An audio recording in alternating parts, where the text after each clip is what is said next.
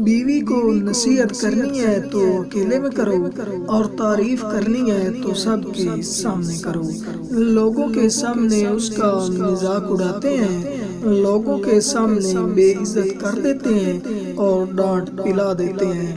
اپنے طور پر تو وہ اچھے بن جاتے ہیں اور دوسروں کو تاثر یہ مل جاتا ہے کہ دیکھو گھر میں میرا کتنا کنٹرول ہے۔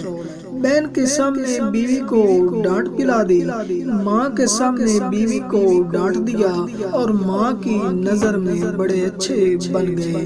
ہاں ہمارا بیٹا تو گھر میں بہت کنٹرول رکھتا ہے، بہن کہتی ہے کہ میرے بھائی کا گھر میں بہت کنٹرول ہے، یوں وہ اپنی ماں بہن کی نظر میں بہت اچھے بن جاتے ہیں، مگر حقیقتاً اپنی بیوی کی نظر میں اپنے وقار کو صفر بنا دیا، اس لیے کہ ہر ایک کی اپنی عزت نفس ہوتی ہے۔ جبکہ کسی کی عزت کو مجروح کیا جاتا ہے تو پھر انسان کا دل ٹوٹ جاتا ہے اور یہ چیز گناہ میں شامل ہے۔ لہٰذا اس کی عزت نفس کا خیال رکھنا چاہیے۔ اس کو نصیحت کرنی ہے تو تنہائی میں کرو، اور اگر تعریف کرنی ہے تو سب کے سامنے کرو۔ اس نصیحت کو زندگی کا اصول بنا لو۔ تنہائی میں اگر بیوی کو جلی کٹی بھی سنا دو گے، بیوی برداشت کر لے گی، مگر لوگوں کے سامنے کی ذلت برداشت کرنا مشکل ہوتا ہے۔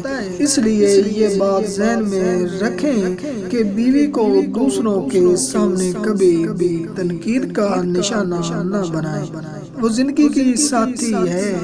تھوڑا وقت جو دونوں کو علیحدگی میں ملتا ہے، اس میں ایک دوسرے کو سمجھا لینا چاہیے۔ لوگوں میں تم اس قسم کی باتیں نہ کرو۔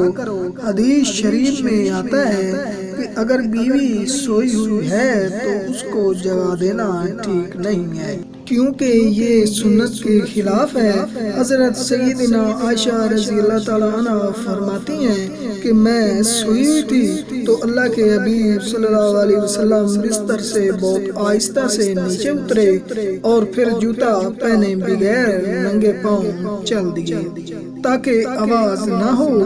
جب میں نے پوچھا اے اللہ کے رسول صلی اللہ علیہ وسلم آپ نے ایسا کیوں کیا، تو فرمایا عائشہ تم سو رہی تھی تو میرا جی چاہا کہ تمہاری نیند خراب نہ ہو۔